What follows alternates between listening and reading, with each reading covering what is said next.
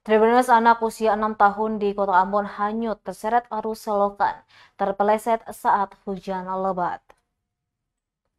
Seorang anak usia 6 tahun bernama Fairuz Rabani terpeleset lalu terseret arus selokan Selasa 18 Oktober 2022.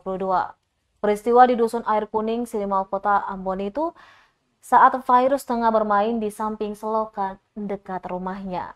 Kepala Bidang Peralatan dan Logistik BPBD Kota Ambon, David Pasal mengatakan, kejadian tersebut terjadi saat hujan lebat diperkirakan sesudah azan azhar atau sekitar 4 sore hari waktu Indonesia Timur. Saat ini lanjutnya pihaknya masih melakukan pencarian terhadap Fairuz. Proses ini melibatkan SAR gabungan dan warga Dusun Air Kuning.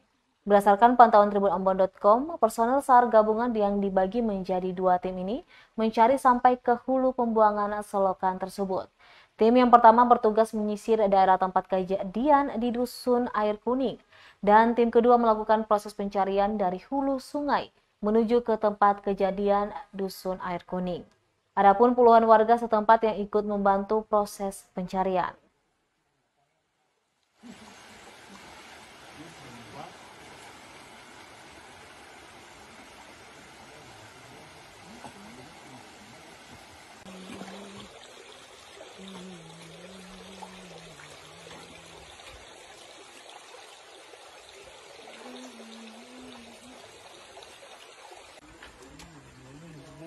Jempol.